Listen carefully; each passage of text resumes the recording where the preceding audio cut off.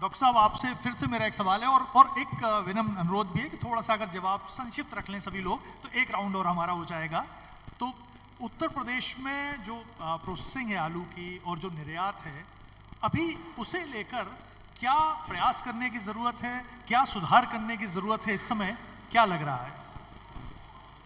देखिए, आलू के उत्पादन की बात तो हो गई, और आलू के उत्पादन के बाद ये बात आती है कि जो सस्टेनेबल प्रोडक्शन सिस्टम तभी होगा जब आपका जो उत्पाद है उसका वैल्यू एडिशन हो, डिफरेंट प्रोडक्ट बने।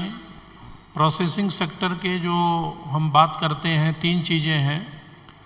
एक तो हम डिहाइड्रेटेड प्रोडक्ट की बात करते हैं, दूसरा हम प्रोसेसिंग की जो और सारे प्रोडक्ट होते हैं फ्रोज़न प्रोडक्ट हैं, और तीसरा जो तले होते हैं।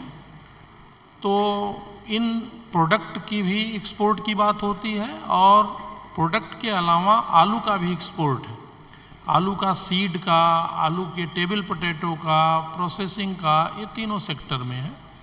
लेकिन उत्तर प्रदेश में या कहीं भी एक्सपोर्ट के लिए सबसे आवश्यक होता है कि हमें उस क्षेत्र को आइडेंटिफाई करना पड़ता है, क्योंकि जो क्वारंटाइन पेस्ट होते हैं, क्वारंटाइन पेस्ट अगर हैं वहाँ पर, तो वो आलू कभी भी निर्यात नहीं किया जा सकता।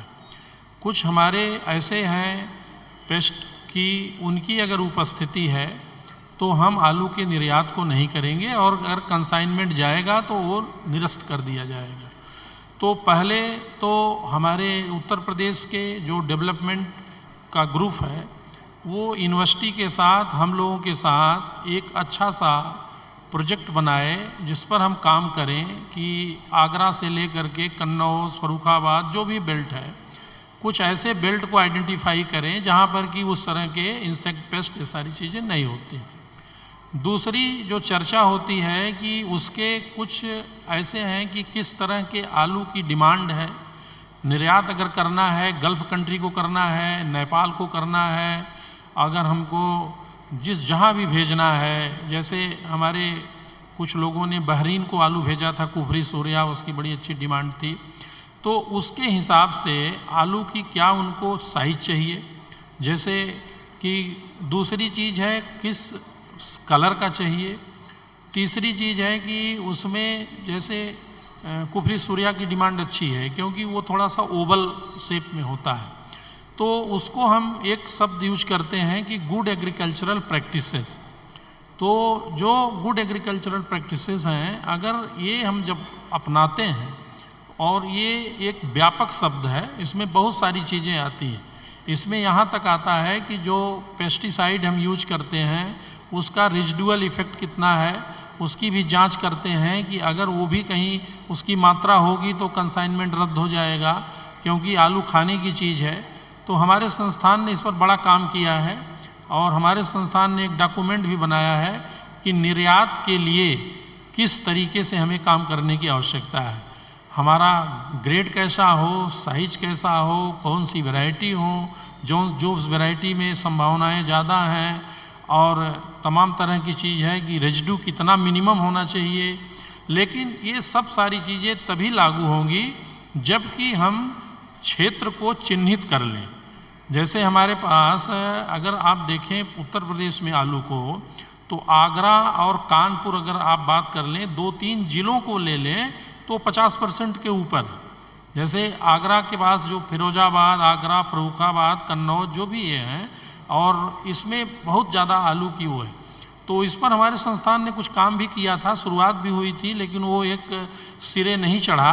इसमें कन्नौज और आगरा 2 जनपद लिए गए थे कि वहाँ पर हम टेस्ट करके और उस चीज़ों को देखें कि क्या वो पेस्ट वहाँ है कि नहीं है। पेस्ट का मतलब है कि वो क्वारंटाइन पेस्ट है, अगर उसकी उपस्थिति होगी तो हमारा आलू नहीं जा पाएगा। तो हमें 3-4 बातों की ध्यान रखना है, अच्छी प्रजातियों का चयन, और निर्यात के लिए जो आवश्यक ग्रेड है वो, और हमारा चिन्हित एरिया जो है वो उस तरह की चीज़ों से पूर्ण रूप से सुरक्षित हो, और उस तरह से साफ़ सुथरा वो एरिया हो, और इसके बाद गुड एग्रीकल्चरल प्रैक्टिसेस का प्रयोग करें, जैसे प्रिसीजन फार्मिंग की हम बात करेंगे, सटीक कृषि हो, जितने की ज़रूरत है उतना नत्रजन पड़े, जितने की हमें सिंचाई की ज़रूरत है उतना पड़े। सेंसर बेस्ड इरिगेशन की बात हो रही है, जब आवश्यकता सिंचाई की है तब सिंचाई हो। लेट ब्लाइट अगर आना है तो हमें 1 हफ्ते पहले पता चल जाता है, हम उसको प्रोफाइलेक्टिक स्प्रे कर दें।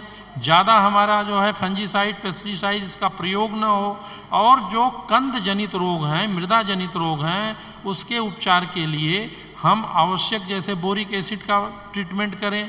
बोरिक एसिड के बाद इस समय सोडियम हाइपोक्लोराइड एक नया विलयन आया है, और उस सॉल्यूशन से भी उसका विलयन बना करके हम ट्रीटमेंट कर सकते हैं, जिसमें मुख्य रूप से हमारा जो ब्लैक स्कर्फ है और कॉमन स्कैब में तो डॉक्टर साहब ने बताया कि उसकी कोई रेजिस्टेंट वैरायटी नहीं है, उसमें हमें कल्चरल प्रैक्टिसेस की आवश्यकता है, क्रॉप रोटेशन है, ये सारी चीज़ें हैं।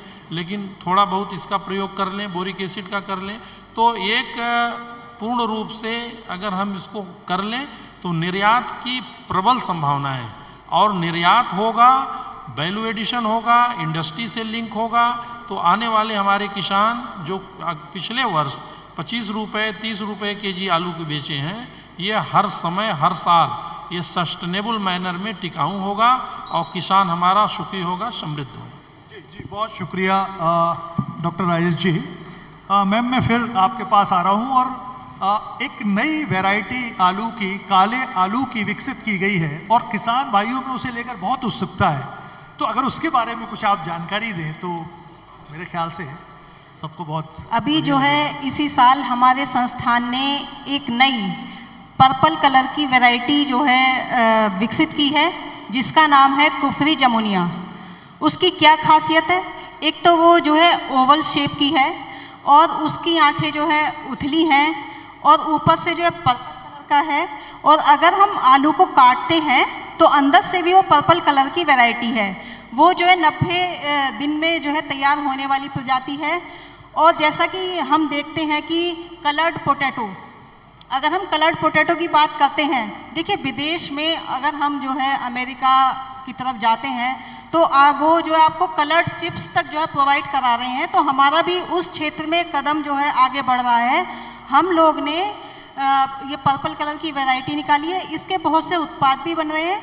अब आने वाले समय में हमें जो प्रोसेसिंग की वैरायटी है वो भी हमें, जिसमें जो ड्राई मैटर ज़्यादा होगा, उसको विकसित करने की आवश्यकता है, जिससे कि हम यहाँ पे चिप्स भी बना सकें, और हम लोग अमेरिका से पीछे नहीं हैं, मैं आज भी कह रही हूँ। और इस क्षेत्र में उत्तर प्रदेश का भविष्य उज्जवल है, क्योंकि बहुत सी ये बहुराष्ट्रीय कंपनियाँ यहाँ पे आ रही हैं।